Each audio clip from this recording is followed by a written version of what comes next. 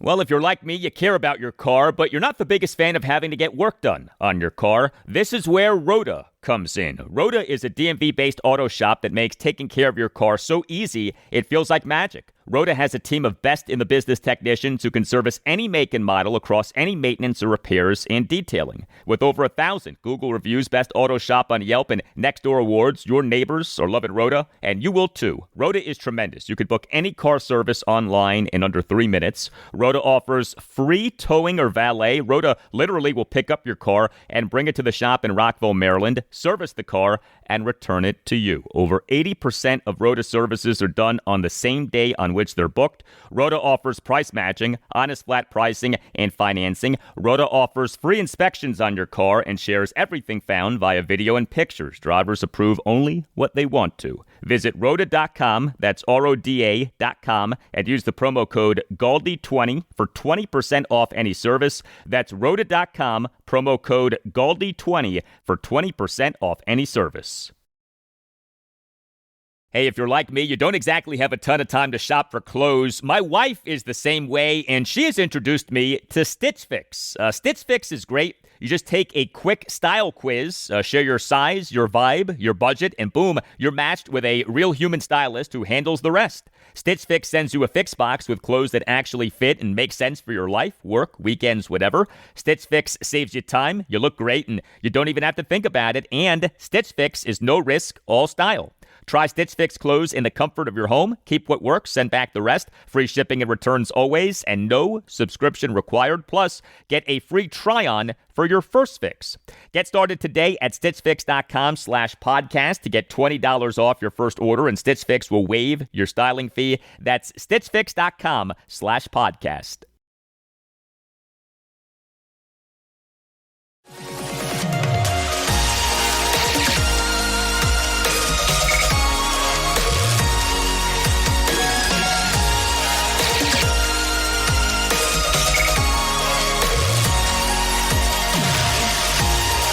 And away we go, episode 1164 of the Al Galdi podcast. It is Friday, September 26, 2025. It has been nearly 5 years since Commanders receiver Terry McLaurin did not play in one of the team's regular season games. December 27th, 2020. That was the last time that McLaurin missed a regular season game. Is that run about to end with the team's game at the Atlanta Falcons this Sunday afternoon at 1? McLaurin on Thursday afternoon did not practice for a second consecutive day. This as he deals with what is listed as a quadriceps injury, but there's now even more murkiness with what exactly is going on. Of course, we also have the question of whether quarterback Jayden Daniels will return from a one-game absence caused by a knee injury, and we have a number of other injury concerns for the Commanders. Way too much injury talk with the team lately. Heck, the injury trend has extended to my 8-year-old son. He on Thursday morning underwent surgery to remove his adenoids. So he's doing fine. We actually had a catch with his football on Thursday afternoon. You know, the other day he told me that when he grows up, he wants to be one of three things. You ready for this? A football player, someone who works in landscaping, he loves landscaping work, or a YouTuber. What would be best out of those three jobs? A football player, someone who works in landscaping, or a YouTuber? I kind of think YouTuber might be the way to go. Hello and welcome to this Friday installment of the Al Galdi podcast. Coming up on the show, in-depth preview of Commanders at the Falcons. Next segment, discussion and analysis of the latest on the injury situations with Jayden Daniels, Terry McLaurin, and others. And reaction to telling comments from offensive coordinator Kliff Kingsbury on why left guard Brandon Coleman was benched, and from defensive coordinator Joe Whitt Jr. on the Falcons offense, the impact of interior defensive lineman Javon Kinlaw, and more. The following segment, a deep dive on what the Commanders are facing in the Falcons, as we'll speak with Falcons insider Evan Birchfield of the Falcoholic, which is the SB Nation site for the Falcons. And then the segment after that, my rhyming keys for a Commanders win at the Falcons and my prediction for the game. Also on the show, college football, GaldiLocks for the FBS teams of the Mid-Atlantic region for Week 5 of the 2025 season, and thoughts on the big game for Virginia. The Cavaliers home to number 8 Florida Florida State Friday night at 7. And on the show, we'll talk Orioles. They on Thursday afternoon overcame a 5-2 eighth-inning deficit in a 6-5 walk-off win over the Tampa Bay Rays at Oriole Park at Camden Yards to win 2 out of 3 games in the series. You can hit me up on X at Al Galdi. You can email me, the Al Galdi podcast at yahoo.com. We have feedback on the sports media in the Atlanta area and the sports media in the Washington, D.C. area regarding the Commanders game at the Falcons. Email from John Granlund. Writes John, "Hey Al, hope you're well. Each week, the Skins' opposing team's local sports media clips show up on my social media feeds. I keep seeing Atlanta sports talk show hosts fret about the possibility of losing a game to Marcus Mariota. I have heard the phrase fire everyone multiple times if the Falcons do lose. The hosts are dead serious about this. I have found it very humorous and thought I would share." Thank you for the email, John. Thank you for sharing. I, too, find that humorous. A few things in life are better than the sports media for an opposing team freaking out. There is frustration with the Falcons in Atlanta. You know, the Falcons have not had a winning regular season since 2017 when Commanders head coach Dan Quinn was the Falcons head coach, but 7 consecutive losing regular seasons for the Falcons, 2018 through 2024. Email from Elliot. Writes Elliot, "Dear Al, I've been listening to the growing frustration from some local radio hosts about how the Commanders are handling injuries, especially the lack of detailed updates on Jayden Daniels and Terry McLaurin. And honestly, it's starting to feel like these media people are missing the forest for the trees. As a fan of this team for over 25 years, I've lived through the chaos, the dysfunction, and the nonstop leaks. I've prayed for the day we'd finally become one of those mature professional organizations that knows how to control information, not just to save face, but to win games. That day may finally be here. Look around the league. The best-run franchises, Kansas City, New England, San Francisco, play it close to the vest on injuries, especially when they fall in that gray area. Why? Because tipping your hand helps opponents. If Jayden's dealing with a knee issue or Terry's quad is limiting his explosiveness, why on earth would you broadcast that to Wink Martindale or leak that to Adam Schefter?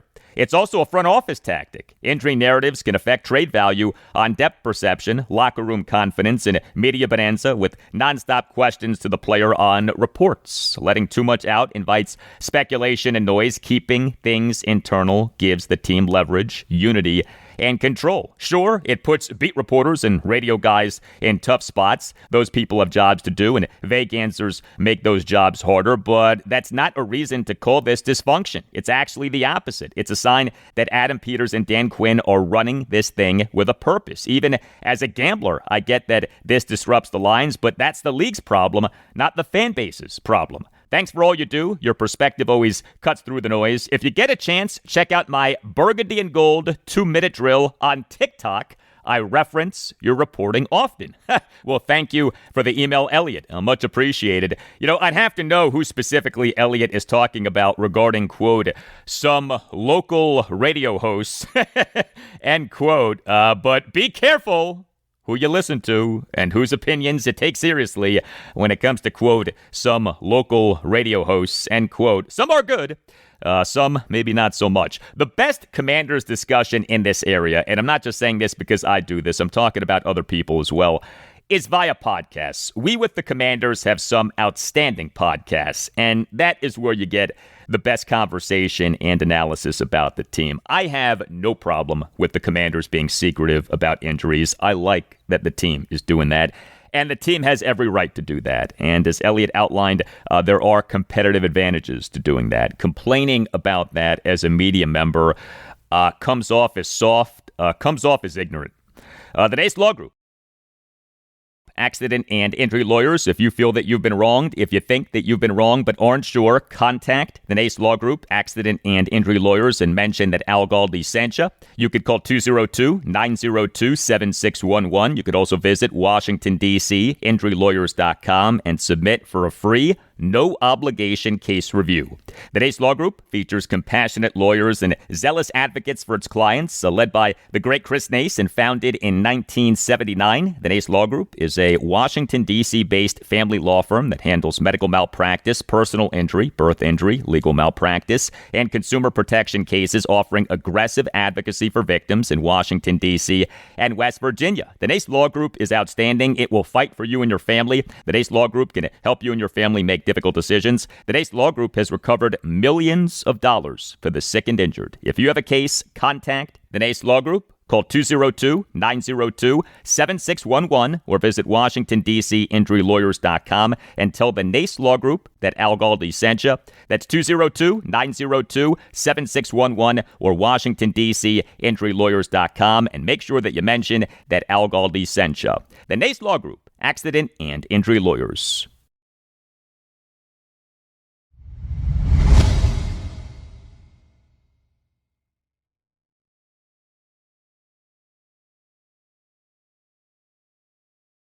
Hey, a few things that you could do to support this podcast, and these are things that cost nothing and take very little time. First of all, you on Apple Podcasts and on Spotify can both rate the podcast and write reviews. The highest rating is a 5-star rating.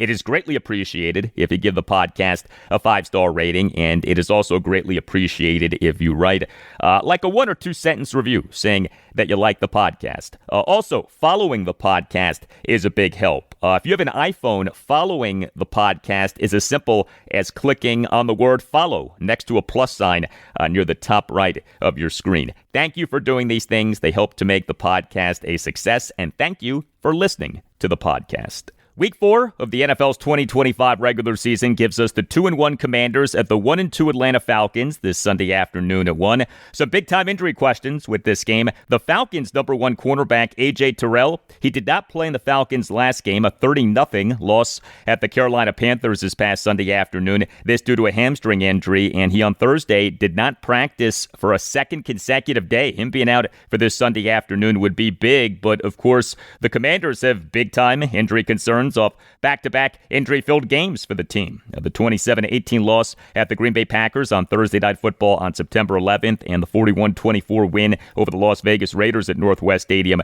this past Sunday afternoon. Quarterback Jayden Daniels, he on Thursday afternoon was a limited participant in practice for a second consecutive day. He is trending in the right direction. He last week did not practice at all on Wednesday afternoon or Thursday afternoon and then did not play in the win over the Raiders due to a knee injury that he suffered in the loss at the Packers. Will he be back for this game at the Falcons? We'll perhaps find out on Friday, although I would not be surprised if head coach Dan Quinn has Daniels as a game-time decision to keep the Falcons guessing. Receiver Terry McLaurin, he on Thursday afternoon did not practice. He on Wednesday afternoon did not practice. He still is being listed as dealing with a quadriceps injury that he suffered in the win over the Raiders, but there has been talk that what he has may not be a quadriceps injury. A sports hernia has come up, and now a hip flexor has come up. Here was NFL insider Ian Rappaport of NFL Network on NFL Network's Good Morning Football on Thursday morning on Jayden Daniels and Terry McLaurin. We are going to talk about the Commanders quarterback. Let's talk about Jayden Daniels, who has returned to practice this week on a limited basis. That is a good sign. Remember, didn't practice at all last week, dealing with that knee sprain. Obviously did not play. Marcus Mariota, another super backup quarterback, played well. Commanders won. We will see if Jayden Daniels is able to come back this week. Talked to reporters yesterday, said he feels good, but really it is up to the doctors, and that is the reality. He wants to play. He is pushing to play. It is not his decision about whether or not he is going to. We'll see if he can get to a full practice tomorrow. If not, wouldn't be surprised if it's Marcus Mariota again for the Commanders. Terry McLaurin, his star receiver, I would say similarly murky status, although probably more toward the negative side as it pertains to this week. McLaurin did not practice yesterday, dealing with a quad injury. It's an interesting one, described to me as more of a hip flexor injury. Doesn't matter, it's all the same thing. Still struggles to run. May not be able to play this week. Got another second opinion on his injury yesterday, so we'll see where that lands him. Okay, so per Ian Rappaport, the Terry McLaurin injury now may be a hip flexor. Whatever the case, it's hard to be optimistic about him playing at the Falcons this Sunday afternoon. Also with the Commanders' injury report for Thursday afternoon's practice on offense, running back Ja'Cory Krosky-Merritt. Bill, he did not practice for a second consecutive day. He's dealing with a knee ailment. The reporting is that the knee ailment isn't a big deal, but he is yet to practice this week. Receiver Noah Brown did not practice for a second consecutive day. Groin and knee. He did not play in the win over the Raiders. Tight end John Bates did not practice for a second consecutive day. Calf and groin. He did not play in the win over the Raiders. The tight end Colson Yankoff was a full participant in practice for a second consecutive day, but he was on the injury report due to an ankle. On defense, safety Percy Butler did not practice for a second consecutive day hip, but cornerback Trey Amos was a full participant in practice. This off on Wednesday afternoon being a limited participant in practice. He's dealing with a calf issue. Will the Commanders' starting guards for this game at the Falcons be the same starting guards from the win over the Raiders? Brandon Coleman, he for the win over the Raiders was a healthy and active off having been the team's starting left guard for each of its first two games of this regular season. Chris Paul started over Coleman at left guard, and Paul did well. Paul for the game had an overall grade per Pro Football Focus of 85.4. Andrew Wiley, he for the win over the Raiders started at right guard off Nick Allegretti, having been the Commander starting right guard for each of the team's first two games of this regular season. Allegretti did not play on a single offensive snap, but did play on special teams. Commanders offensive coordinator Kliff Kingsbury did a pre-practice press conference early Thursday afternoon. During that presser, had this exchange between Commanders insider Tashawn Reed of the Washington Post and Kingsbury. You guys inserted two new starters at guard. What did you think about their performance in particular in helping you pave the way in the run game? They did a nice job. Chris Paul has really elevated his level of play from last year to this year. Was really impressed with him all spring, and training camp came in at a good weight and has just continued to ascend in his play style. And then Wiley's a veteran who last year started to tackle the entire year. We asked him to come in and play some guard for us, and just responded in the way you'd expect a guy who's won a Super Bowl playing guard. So I was really glad that those guys got the opportunity to play and took advantage of it. The shock value of Brandon Coleman being healthy and active has taken away attention from the success story that has become Chris Paul. The Commanders took Paul in the 7th round of the 2022 NFL Draft out of the University of Tulsa.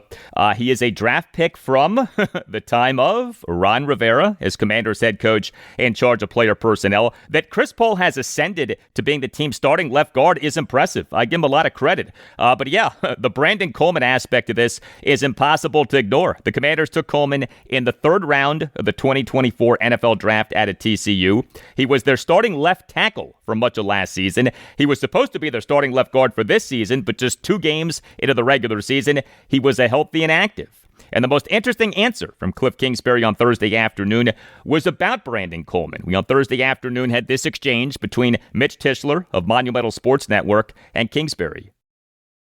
I'm sure you guys love the competition at left guard, Brandon Coleman and Chris Paul. Ultimately, what do you need to see out of Brandon Coleman to get him back on the field? Is it more physical, mental? Where is he kind of lacking, I guess? Yeah, I just say the health. We preach competition, and he had some nagging type injuries that kept him from practicing, and he hadn't played a lot inside there to begin with. So just being consistent in your practice habits and being able to be healthy and be out there, I think that's something he's got to keep working to get those reps inside there. But he's done a great job. He's what we expected. It was just a situation where it was Chris's time, and he took advantage of it. Okay, so 2 things that stood out to me from Kliff Kingsbury on Brandon Coleman right there. 1, Kingsbury bringing up Coleman being hurt. 2, Kingsbury bringing up Coleman's, quote, practice habits, end quote.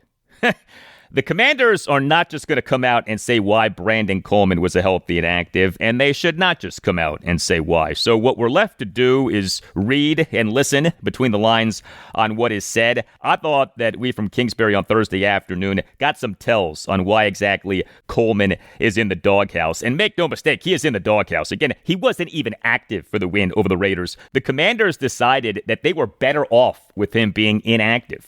How is the Commanders' defense going to do against the Falcons offense. So their QB1 is Michael Penix Jr., their WR1 is Drake London, their TE1 is Kyle Pitts Sr., their RB1 is Bijan Robinson, and their starting left tackle is Jake Matthews. So the Falcons have talent, but they're coming off that 30-0 loss at the Panthers this past Sunday afternoon. And the Falcons for this regular season through week 3 were number 27 out of 32 NFL teams in total offense in terms of expected points added per play per RBSDM.com. Penix, London, Pitts, and Robinson all were taken by the Falcons with first-round picks in NFL drafts over 4 consecutive years, 2021 through 2024.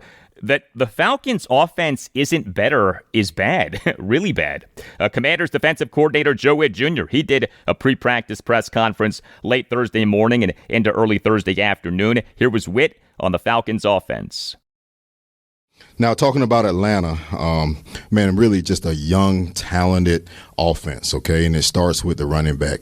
You know, we put up the key players each week, and, you know, you put the strength and the weaknesses, and I didn't have any weaknesses for the guy, man. I was just like, man, he can do it all. He can run inside, outside. He can catch. He can block. He can run the screen game. He does it all very, very well. So, and then you have London, who's a really good, tough, you know, when I say dirty, he gets in there and block, but he's a receiver, you know, and he blocks like a tight end. And then you get to the tight end Pitts, he runs like a receiver, you know, and he's very talented. I think he's having a good year. And the quarterback, really good arm talent. The ball pops out of his hand. He could throw it deep. He could throw, you know, make any throw. And then the line, you know, the veterans, you know, Matthews is still there. The guards still, I mean, they're blocking as a unit. So I know people are going to say, you know, what happened to them last week? Well, guess what? What happened to us in Green Bay? We did not want that to happen twice. So they're not going to want that to happen twice. So they're going to come out ready to play. Raheem's a hell of a coach. He knows both sides of the ball. And he's going to have those guys ready to rock and roll. Yeah, the Falcons head coach is former Redskins defensive backs coach Raheem Morris. So the Falcons offensive coordinator is Zach Robinson, who used to work for Pro Football Focus. The Falcons quarterbacks coach is DJ Williams, son of Commanders senior advisor to the general manager and Super Bowl 22 MVP for the Redskins, Doug Williams. Yes, Doug Williams' son is the Falcons quarterbacks coach. But we heard Joe Whitt rave about Bijan Robinson. Robinson over 3 games this regular season, 47 carries for 239 yards. No rushing touchdowns. He does have a receiving touchdown, but his yards per carry is 5.09. More from Whitt on Thursday on Bijan Robinson. Like I said, he can do everything, okay? He has the ability, if you start crashing the inside to stop the inside run, he can beat you to the perimeter, and he's fast enough to outrun people. He runs with power. He has a jump cut. He can run in between the tackles.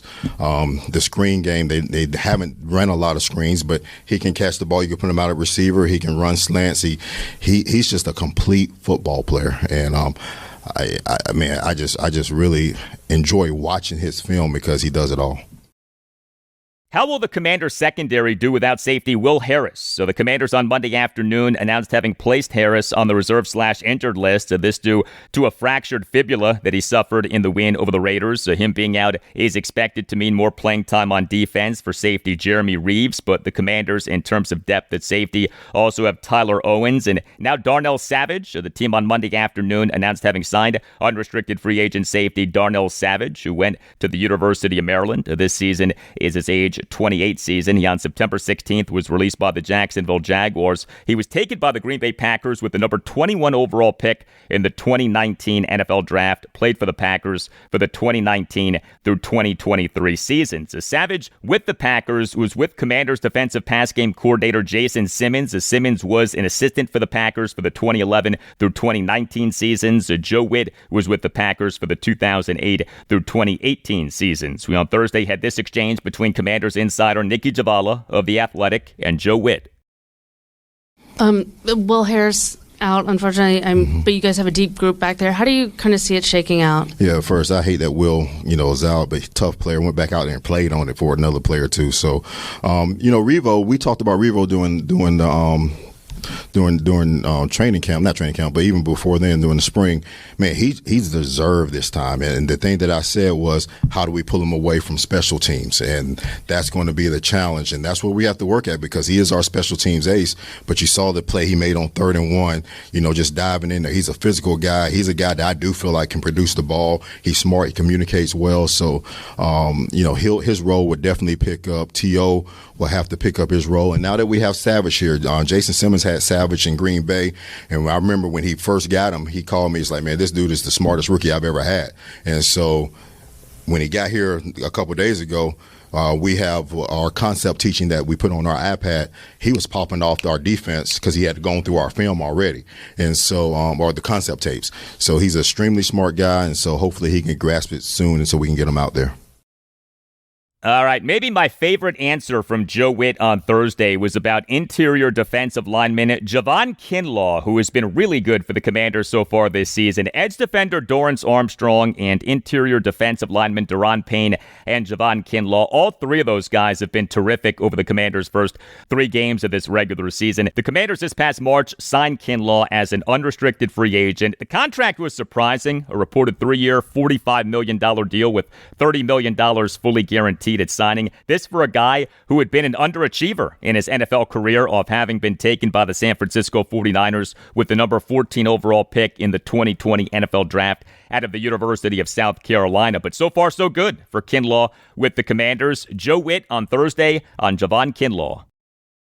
Yeah, I begged for the young man last year when he went to the Jets. And I sort of chuckled when people were saying negative things about him. He is what we needed at that position. He's a penetrated, disruptive man, okay? And so and now what has that done for Payne? All right, Payne doesn't have to. He's not going to get all the doubles. He's not going to get, because they got to take care of 99. And then once they take care of 99, now they got to take care of 94 at times. And so now 92. All right, he's had a sack every game. And everybody talks about Frankie not having a great year. Yes, Frankie is having a good year, okay?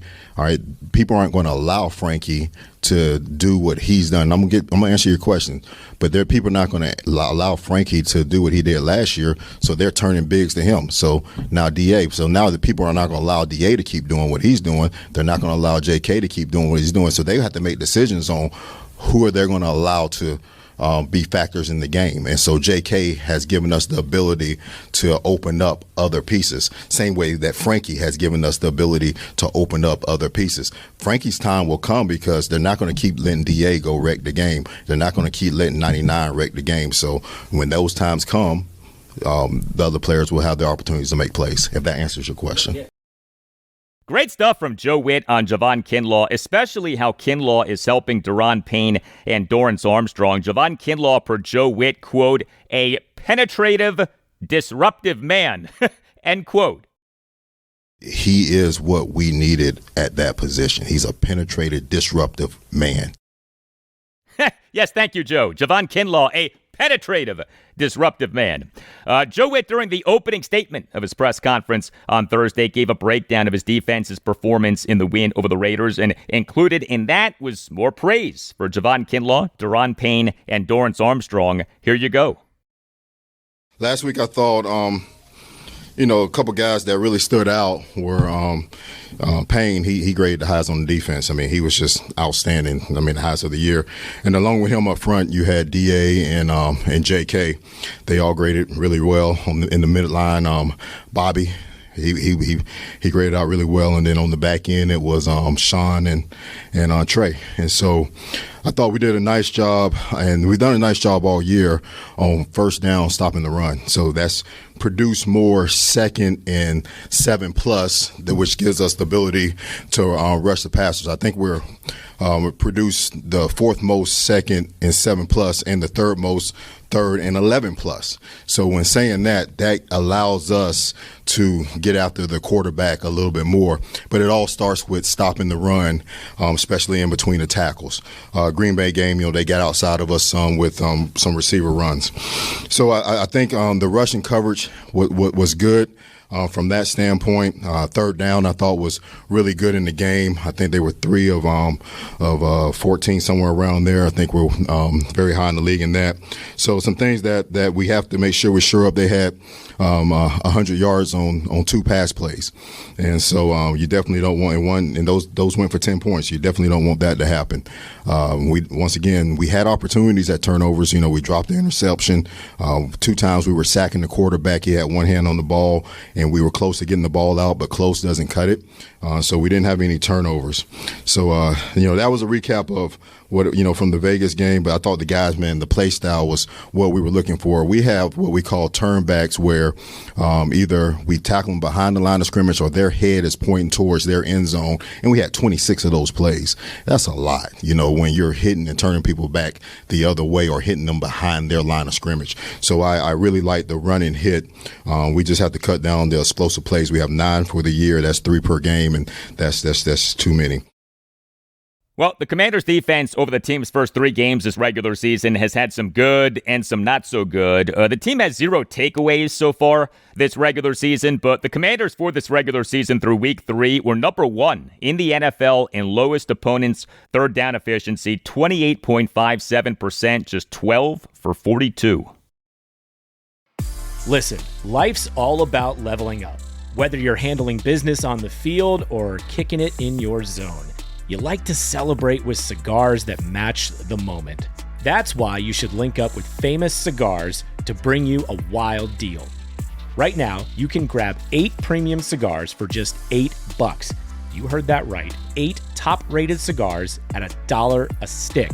Top quality brands like Oliva, Romeo y Julieta, and Davidoff. Hand-picked just for you and worth over $80. Hit up famouscigars.com/cam and lock in this exclusive deal. While you're there, check out their insane selection of premium cigars, all shipped fresh and fast from their massive 20,000 square foot humidor. That's half a football field. Famous Cigars has been in the game since 1939 and still family owned. So celebrate every win with the folks at Famous. 8 cigars for $8. famouscigars.com/cam. At Arizona State University, we've made online education better, smarter, and more personalized, so you can go further in your aspiring field. I decided to pursue medicine once I realized that ASU did have the online program for biological sciences. You're still required to learn the same curriculum. You're still being tested on the same content that anyone would be tested on in person. The comprehensiveness of the program prepared me so well for medical school. Explore over 350 plus programs at asuonline.asu.edu.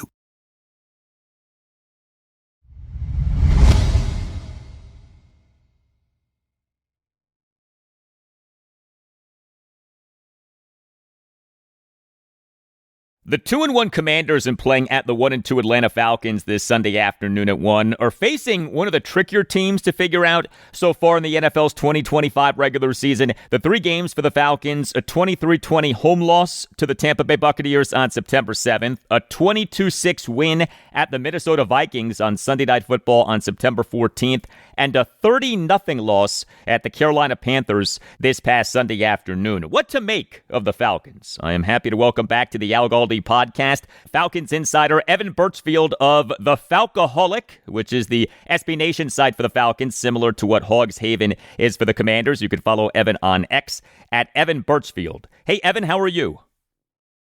Hey, Al, great to be back on your show again. What's your assessment of the Falcons over their 2-1 start? Yeah, I mean, as a Falcons fan and someone covering the team, it's something I'm not surprised with. There's certainly a team I recommend people don't bet on because they're so unpredictable. When it seems like things can get worse, they usually will like reverse and do something good. But then when it seems like things are going well, they'll have one of these kind of games where it's 0-30. Against the Vikings, as you mentioned, that was a Sunday Night Football game, so a lot more people could have been able to watch it.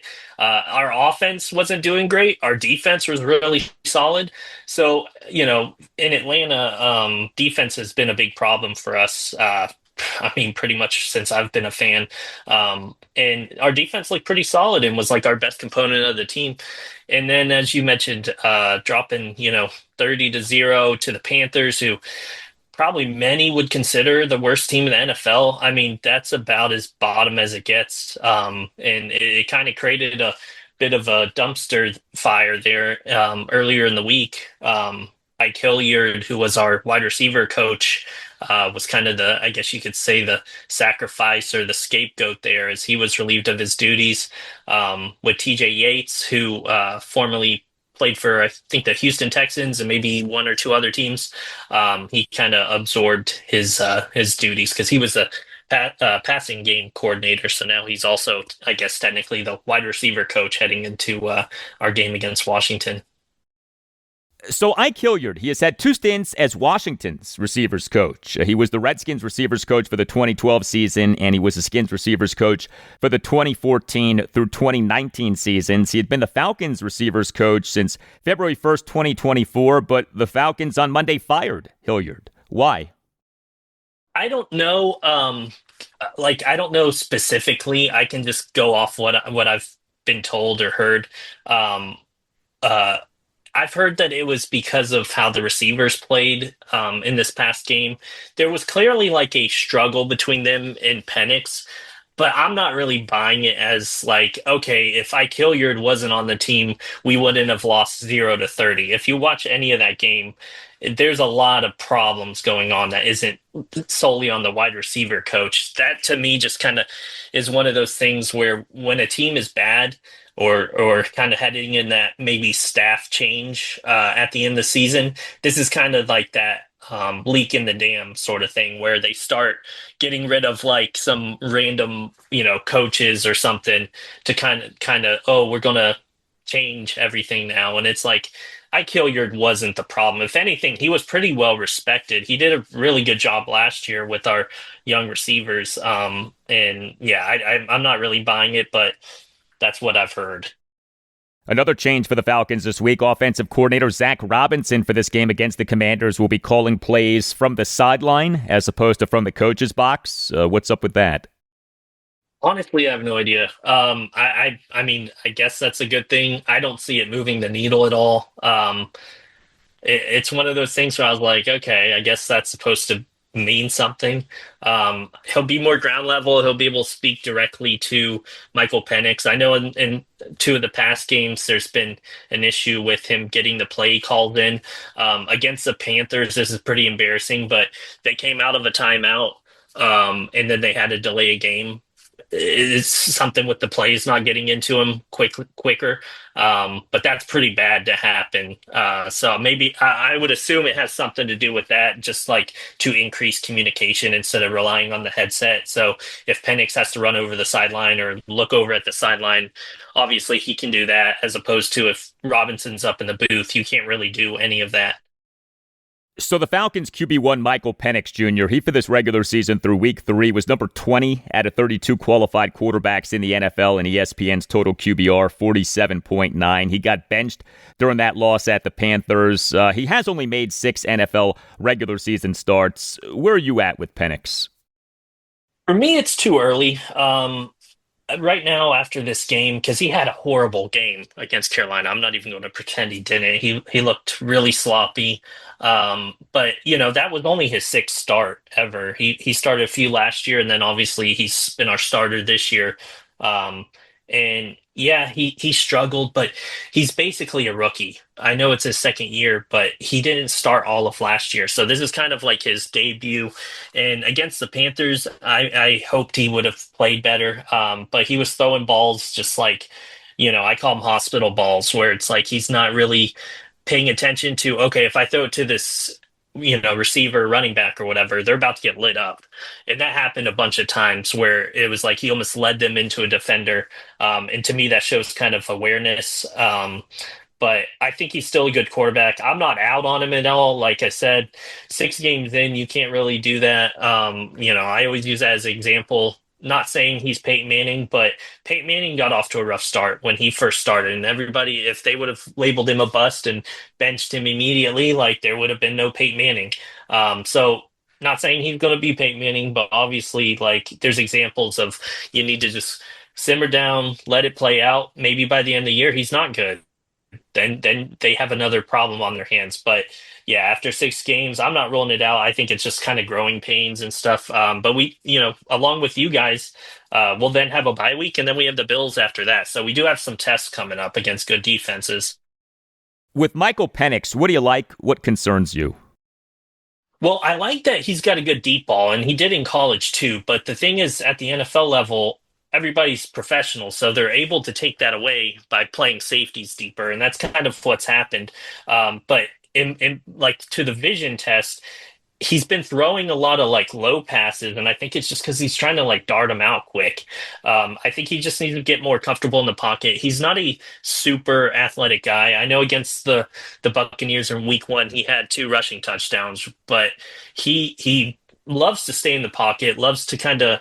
It kind of reminds me a little bit of different kind of style somewhat, but like Byron Leftwich, if anybody remembers him, he loves to stay in the pocket. He doesn't want to run out of the pocket. If he has to, he will, but he's definitely going to just like remain in the pocket. And I love that kind of, quarterback style, but at the same time, it would be nice to have more mobility, which he obviously just doesn't have. But yeah, if he could stop throwing low balls and stuff like that and just kind of get calmer in the pocket, I think he's going to benefit a lot, because his biggest talent is him being a passer, but he's struggling with that. So if you don't have that benefit of being a pure passer, which he's supposed to be, then you don't really have anything. And I think that's where the struggles, and he got frustrated and all that kind of stuff against Carolina. It was just a perfect storm to where Kirk Cousins eventually came in.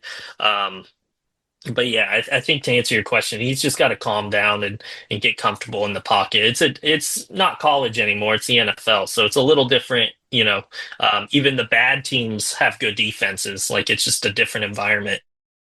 You mentioned Kirk Cousins, a former Skins quarterback. What the Falcons did at quarterback in the 2024 offseason really was something. They, in March 2024, signed Cousins as an unrestricted free agent to a reported 4-year, $180 million contract with $90 million fully guaranteed at signing. They, the next month, took Michael Penix with the number 8 overall pick in the 2024 NFL Draft out of the University of Washington. The Falcons got killed for this.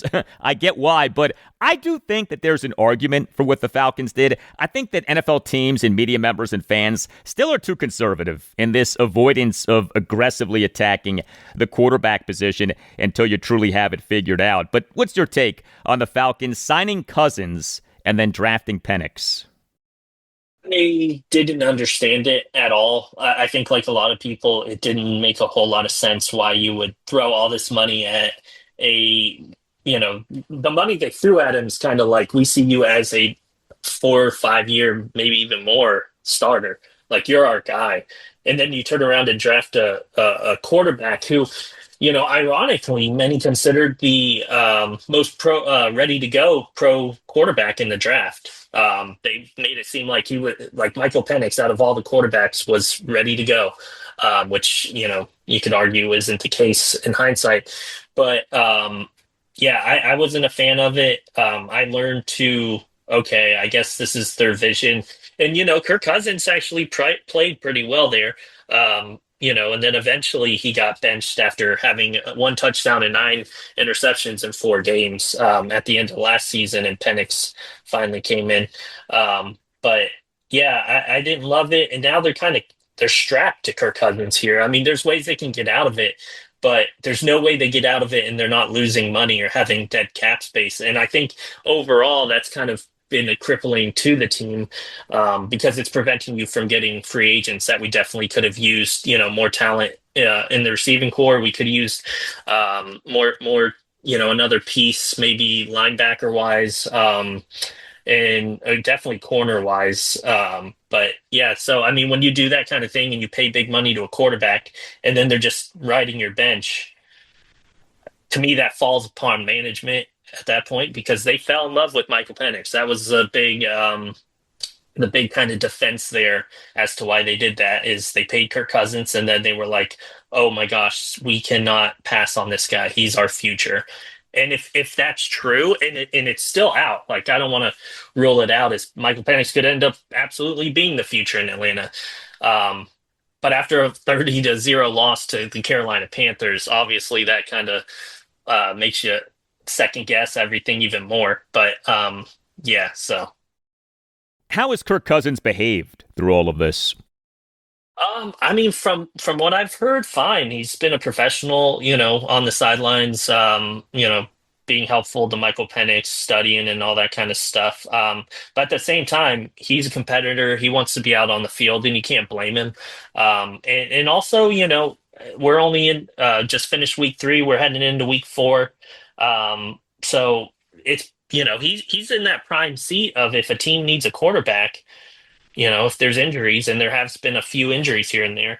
I know like a team like Cincinnati decided to roll with, I think it's Browning or whatever, and he didn't do too well against Minnesota. So maybe that's a team that eventually calls Kirk Cousins, with Joe Burrow being out. But he's kind of in that prime spot. If a team needs a quarterback, Kirk Cousins is just sitting there. And we'll just see if it, I think that'll be more about the financial side of it, if it makes sense for a team to actually get him. Much more with Evan Birchfield in moments, but if you enjoy this podcast, check out BGO Blind Pig, the official podcast of BGObsession.com. BGO Blind Pig is great. It is a roundtable discussion of the Commanders. It's like you and a bunch of your buddies who are Commanders fans are hanging out and talking about the team. The conversation is smart and fun and respectful. You can find the BGO Blind Pig podcast on YouTube and on any major podcast provider. The latest episode has some really good conversation regarding Commanders quarterback and former Falcons quarterback Marcus Mariota. Make BGObsession.com the home for your burgundy and gold obsession, and make the BGO Blind Pig podcast part of your Commanders podcast rotation. We're previewing Commanders at the Falcons with Falcons insider Evan Birchfield of the Falcoholic, which is the SB Nation site for the Falcons. The Falcons in recent years have invested a lot of resources in skill position players. So they took tight end Kyle Pitts Sr. with the number 4 overall pick in the 2021 NFL Draft out of the University of Florida. They took receiver Drake London with the number 8 overall pick in the 2022 NFL Draft out of USC. They took running back Bijan Robinson with the number 8 overall pick in the 2023 NFL Draft out of the University of Texas. So the Falcons in March 2024 signed receiver Darnell Mooney as an unrestricted free agent.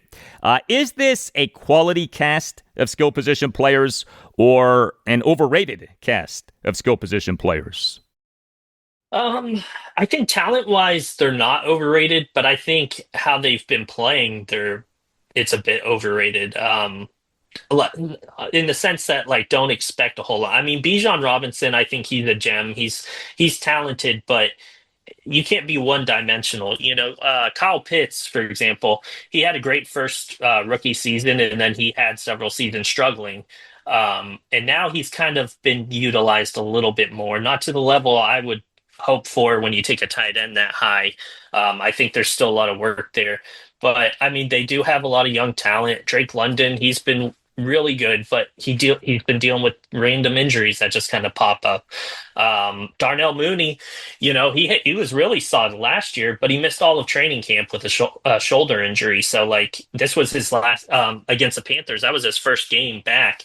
So it's going to take time for him to gel with Penix. So, I mean, overall, like, let's say they move on from the current staff, I think it'll be attractive in the sense that they have a lot of young offensive talent. But yeah, I mean, I would have liked to see like maybe 1 or 2 veterans added to the receiving corps, as I mentioned, like Ray McLeod. He's okay. But then we have, kind of a drop off there with Kaderil Hodge. He's somebody I like to cheer for, but like he's super inexperienced. He's got a lot of talent and experience. Casey Washington, same thing. He's been very much a practice squad guy who's been elevated, and he's dealing with concussion, actually. But, it just kind of drops off, and then you have, like, David Sills. And these are probably people your viewers or your listeners have never even heard of, because that's kind of what, these guys are at this point. And then, like, we have Jamal Agnew, but he's basically a kick returner, and he's been injured, so... How is the Falcons' offensive line? It's actually done pretty well considering, like center Ryan Newsel, he took over for Drew Dahlman, who's now in Chicago. Newsel was a undrafted free agent out of Appalachian State a few years back, and he learned on the practice squad, got eventually bumped up, just kind of out of necessity for injuries. And they decided, and it was kind of a bold move, but going with this guy who wasn't their full-time starter at all, and was undrafted. And he's done well, not Pro Bowl level or anything like that, but he's been serviceable. Jake Matthews is always reliable. It seems like he's been in the NFL forever. Matthew Bergeron, they got a couple years back in the draft, and he's also been serviceable. Chris Lindstrom, he's probably one of the more underrated offensive linemen in the league, and I'm obviously a little biased, but he's pretty solid. Right tackle was kind of the spot everybody was freaking out about because Caleb McGarry, our longtime starter there, what made that important was Michael Penix is a lefty. So all of a sudden, Jake Matthews has always been used to being kind of that blindside protector. Now it shifted instantly to Caleb McGarry, protecting Michael Penix's blind side. And then he got hurt in camp, and he's been out. He's out for the whole year. So we basically threw in Elijah Wilkinson, who we had a couple times, but he played guard for us. They put him at right tackle, and he's actually been pretty okay. Nothing amazing or anything like that, but it could have been a lot worse. So, yeah, I mean, overall, if I had to grade the line so far, I'd probably give them like a C+ or a B-. This up and down defense for the Falcons so far this season, what has gone well and what has not gone well for the defense? Yeah, I mean, it depends on the game. Against Minnesota, they actually had a pass rush, and that's been something fans have been begging for in Atlanta. But when you go out and you spend 2 first-round picks, we traded with the Rams to get their first-round pick in this 2025 draft and took Jalen Walker from the Georgia Bulldogs, and then Pierce out of Tennessee, who's super fast. But so we got these guys that we're trying to elevate our pass rush. We signed Leonard Floyd in the offseason, who's been on a couple teams. And then we have some guys like Arnold Ebiketie, who, they're pretty solid pass rushers overall. So, yeah, I mean, just in that Minnesota game, getting the pass rush going and being dominant. And that's very much why they won that game.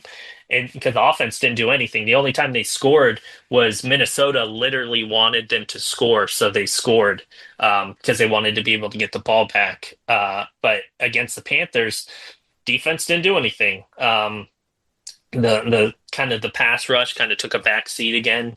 But there is one bright spot that I've really taken notice to is Divine Diablo, who we signed this offseason. He's a linebacker. He was with the Raiders previously. He's been all over the place, and on Sunday he's definitely somebody you'll see making plays for the Falcons, because he's kind of been like a bright spot. The Falcons coaching staff has multiple people who've spent time with Washington. The Falcons assistant head coach / defense is Jerry Gray. The Falcons senior offensive assistant is Ken Zampese. And the Falcons head coach is Raheem Morris. He was hired as their head coach in January 2024. Raheem Morris was the Skins defensive backs coach for the 2012 through 2014 season. So the Falcons went 8-9 in the 2024 regular season. How is Morris doing as Falcons head coach? I mean, I'm familiar with him because he was in Atlanta previously, too, during the Dan Quinn years, coaching our defense. And it was an interesting hire because he was interim. He took over when Dan Quinn was fired, and the Falcons went 4-7, which, considering they started 0-5, which led to Dan Quinn getting fired, that kind of like made it interesting that they eventually, because he went on to be with the Rams, and but then eventually they rehired him as our head coach last year.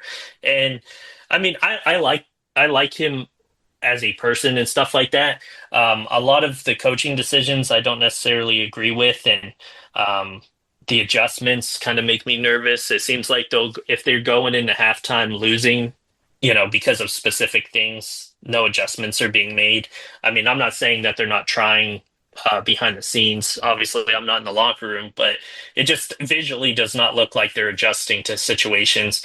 And then there's, obviously when there's problems, you always look at the head coach and stuff like that. And after a 0-30 loss, I think a little more accountability, vote like out in the public would have been nice. I'm not a big fan of just getting rid of Ike Hilliard, who I think you said was with Washington. So I wonder if that's why they were familiar with each other. So I'm just not a fan of like kind of that kind of style of, okay, we're just going to move on to next week. After losing 0-30 to the Panthers, there's some serious problems in my opinion. But we'll see. I hope it's able to turn around, but also I think, Arthur Blank, our owner, views this team as like win now, and that's why he kind of went with somebody more established like Raheem Morris when he hired him. But if not, I mean, it could be a total regime change. You brought up Commanders head coach Dan Quinn. He has been the Commanders head coach since February 2024. He was the Falcons head coach February 2015 to October 2020. His overall regular season record as Falcons head coach was 43-42. But Quinn, in just his second season as Falcons head coach, won the NFC Championship. How do you look back on Quinn as Falcons head coach? I love Dan Quinn as a person. I'm really happy to see him doing well there, and because there for a minute, it's like when you go, like I mentioned, the 0-5 thing, fans turn on you very quickly. And it's like, man, this guy got us to a Super Bowl. Like, I'm not going to jump on him. And he's overall like a good person and all that kind of stuff. So I'm happy to see him doing well. Mariota, obviously, getting another shot. And, yeah, as you mentioned, you guys got a lot of people we've had. And, we took some coaches previously. And so there's been kind of a back and forth there. All right, Falcons insider Evan Birchfield of the Falcoholic, which is the SB Nation site for the Falcons. Evan, thanks. All the best. Thanks, Al. I appreciate you having me on.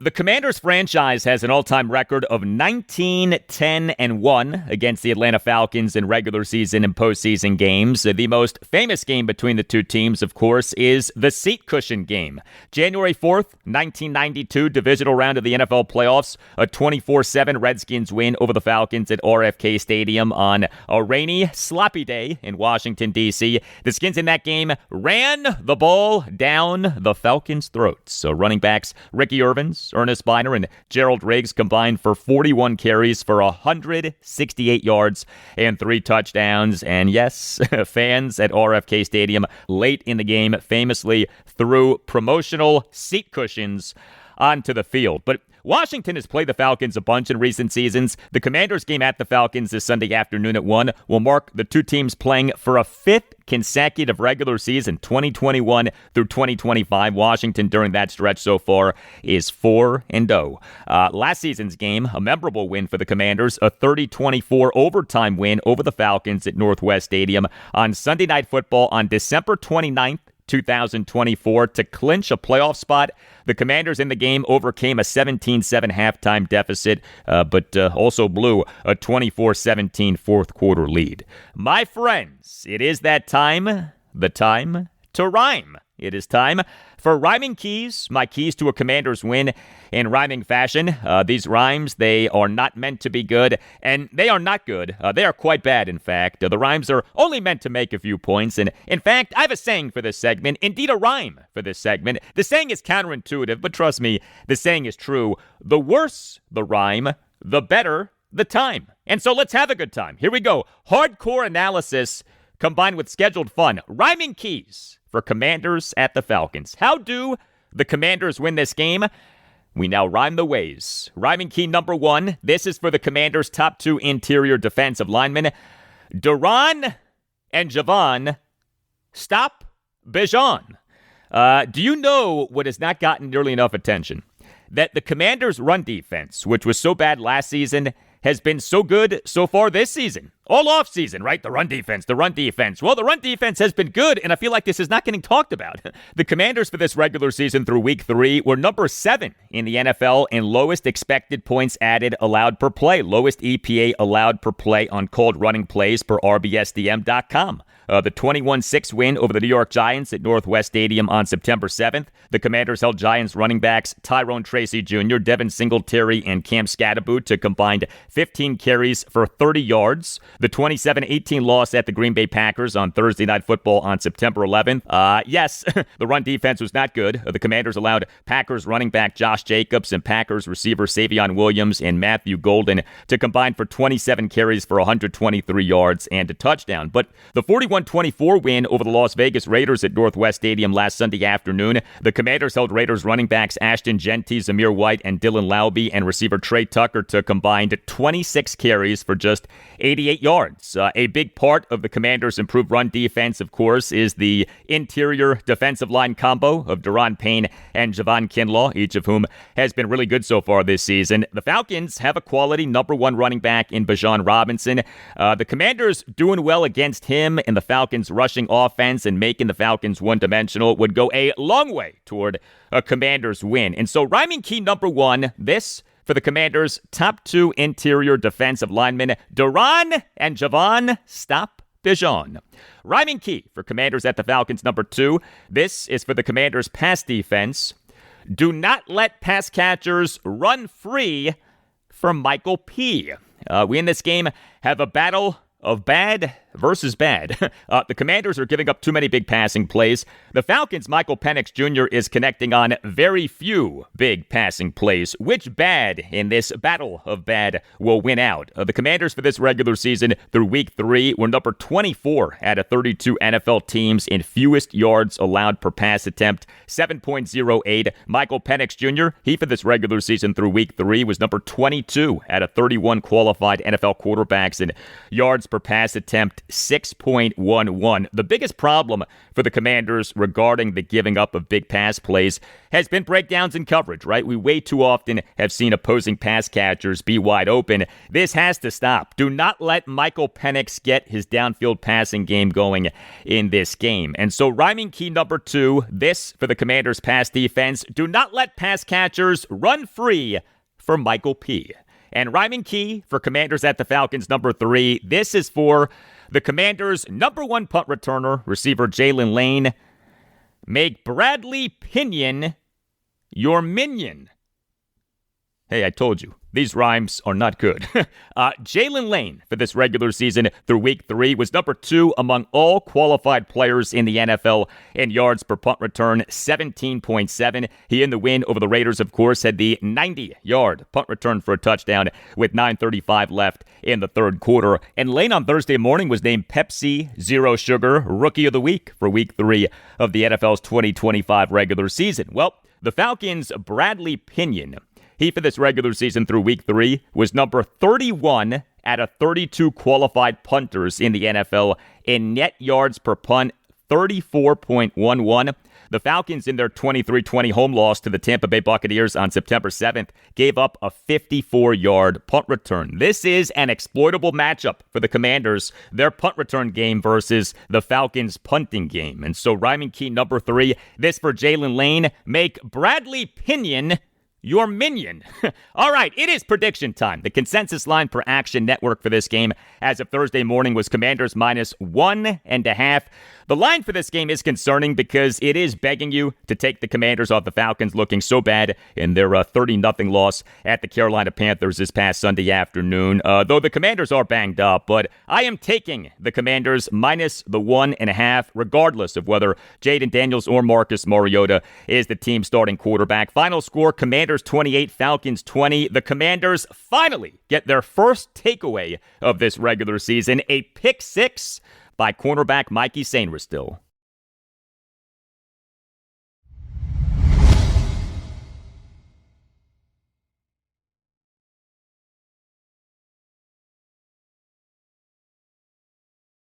All right, time now to talk college football. Time now for GaldiLocks. My picks for the 7 FBS teams of the Mid-Atlantic region: Maryland, Navy, Virginia Tech, Virginia, James Madison, Old Dominion, and Liberty. You surely have heard of GaldiLocks and the Three Bears. Well, this is GaldiLocks, which helps you, as the great Snoop Dogg once said, make money, money. Make money, money, make money, money, money. That's right, Snoop. Make money. We have arrived at week 5 of the 2025 college football season. GaldiLocks so far this season have been a disaster. I owe you people so much better than what I'm giving you right now. We will go GaldiLocks in rapid fire fashion, and then I want to talk about Virginia's big game on Friday night. The betting lines that I'm using are consensus lines per Action Network as of Thursday morning. No game for Maryland this week. The Terrapins have a bye week. The Terps' next game is home to Washington on Saturday afternoon, October 4th at 3:30. So, 5 games to pick. They involve 6 of the 7 FBS teams of the Mid-Atlantic region. Navy home to Rice Saturday afternoon at 3:30. The Midshipmen minus 14.5. Give me Navy. Virginia home to number 8 Florida State Friday night at 7. The Cavaliers plus 7. Give me Virginia. Virginia Tech at NC State Saturday night at 7. The Hokies plus 10. Give me NC State. James Madison home to Georgia Southern Saturday afternoon at 1:30. The Dukes minus 17.5. Give me James Madison. Liberty at Old Dominion Saturday evening at 6. The Monarchs minus 16.5. Give me Liberty.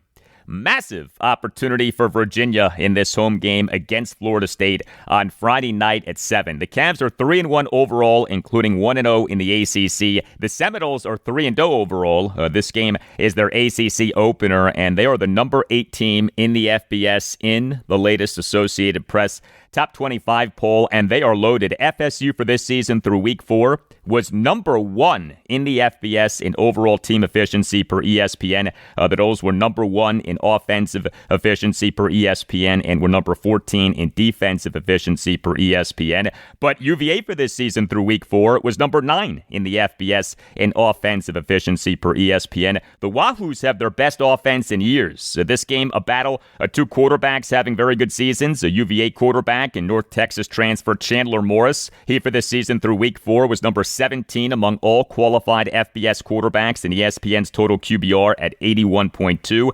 FSU quarterback and Boston College transfer Tommy Castellanos. He for this season through week 4 was number 3 among all qualified FBS quarterbacks in ESPN's total QBR at 91.6. The trends are not on the side of the Hoos. UVA is 4-15 all-time against Florida State, though the Hoos have won 2 of the last 3 meetings. UVA is just 1-6 in Friday night home games since 2015, and yet I am taking the Hoos plus the 7. What am I thinking? Good question. Well, this is a contrarian play. UVA has 6 all-time wins against teams ranked in the top 10 of an AP Top 25 poll. The last such win was a shocking 31-27 win at then number 10 North Carolina on October 21st, 2023. UVA for that game was a 24-point underdog per multiple outlets. This is season number 4 for Tony Elliott as UVA head coach. A win over FSU on Friday night would be by far his biggest home win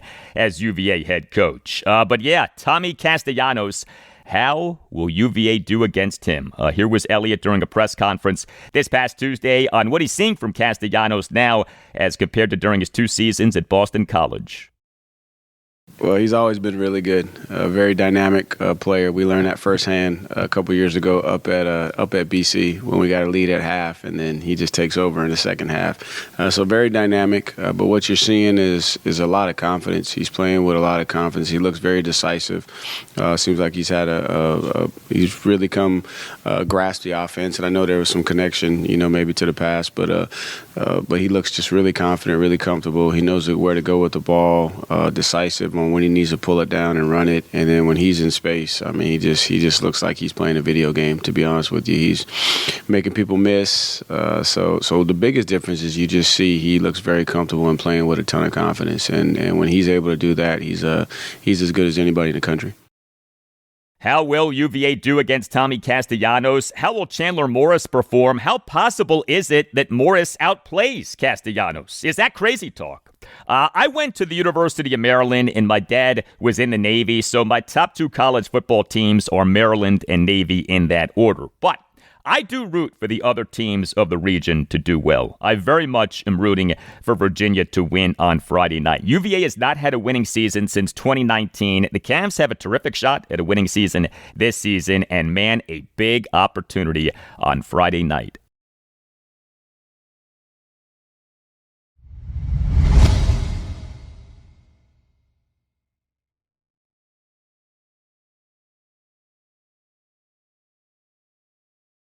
Well, there remains hope for the Orioles to not finish last in the American League East. Thursday afternoon, a 6-5 walk-off win over the Tampa Bay Rays at Oriole Park at Camden Yards to win 2 out of 3 games in the series. This was a game in which the O's overcame a 5-2 eighth-inning deficit as we had some Orioles magic in effect. This was a game that the O's won despite getting out-hit by the Rays 15-9 as the O's, Joe Angel, were back in the win column.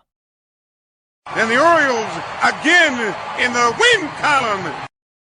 Yes, thank you, Joe. The win column. The O's in MLB's 2025 regular season now are 75-84. Worst record in the American League East, but now 2 games behind the Rays for 4th in the 5-team AL East. The Rays now are 77-82. Each team has 3 games left in this regular season. The O's on Thursday afternoon scored 6 runs, totaled 9 hits, worked 4 walks, went 2 for 8 with runners in scoring position. The 9 hits were 3 home runs, a triple, a double, and 4 singles. The O's did strike out 13 times, but Dylan Beavers was the walk-off hero. He is the Orioles starting left fielder and number 1 batter, went 1 for 4 with a walk-off, solo homer, and a walk. Beavers in an Orioles 1-run ninth had a walk-off, lead-off, first pitch solo homer to right field for a 6-5 Orioles win. The homer went a projected 417 feet per Statcast. So more good work by Dylan Beavers in this, his initial stint at the major league level in a regular season. Not a ton of positives for the O's this season, that is true. But Dylan Beavers has done well. The O's on August 16th announced having selected the contract of Beavers from AAA Norfolk. He since then has the following stats: 127 plate appearances, OPS of 820. And Kobe Mayo, he is the Orioles starting first baseman and number 7 batter, went 1 for 3 with a 2-run homer and a walk. He and an Orioles 3-run eighth had a 2-out first pitch, 2-run homer to left field to tie the game at 5. The homer went a projected 413 feet per Statcast. A few weeks back, I said that I wanted to see more of Kobe Mayo. We have been seeing more of Kobe Mayo, and he has been producing. Mayo for this month of September now has an OPS of 930. The Orioles starting pitcher in this 6-5 walk-off win over the Rays on Thursday afternoon was Cade Povich. He did struggle. He officially allowed 5 runs in 5 2/3 innings. He gave up 10 hits, which were 2 doubles and 8 singles. He issued 2 walks. He recorded 4 strikeouts. He threw 99 pitches, 63 strikes, 36 balls. So Povich was on the 15-day injured list June 16th to August 4th due to left hip inflammation. He, at the major league level for this regular season, has the following stats: 22 games, including 20 starts, ERA of 5.21, whip of 1.50, but a strikeouts per 9 innings of 9.45. So there is that. He strikes guys out, but otherwise not too good. And the Orioles relief pitching in this 6-5 walk-off win over the Rays on Thursday afternoon was mostly good. 4 Orioles relievers, Yarmiel Geraldo, Cade Stroud, Rico Garcia, and Keegan Aiken, officially combined for 3 1/3 scoreless innings with 5 strikeouts versus no walks. So Geraldo did allow an inherited runner to score. He and Garcia combined to allow 5 hits, but all of them were singles, and the bullpen overall did come through. Next up for the O's is their final series of the season, a 3-game series at the New York Yankees. Game 1 Friday night at 7:05. Trevor Rogers will be the Orioles starting pitcher. Game 2 Saturday afternoon at 1:05. Tomoyuki Sagano will be the Orioles starting pitcher. Game 3 Sunday afternoon at 3:05. Kyle Bradish will be the Orioles starting pitcher.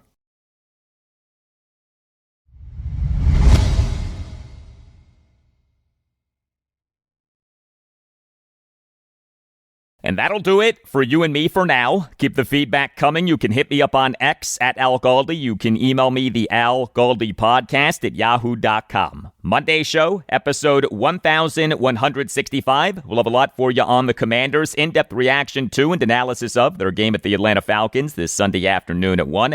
Also on Monday show, I'll talk college football, Nationals, and Orioles. We on Saturday have games for 6 of the 7 FBS teams of the Mid-Atlantic region. The Nats this weekend have a season-ending 3-game series against the Chicago White Sox at Nationals Park. The O's this weekend have a season-ending 3-game series at the New York Yankees. Have a great weekend, and I'll talk to you on Monday.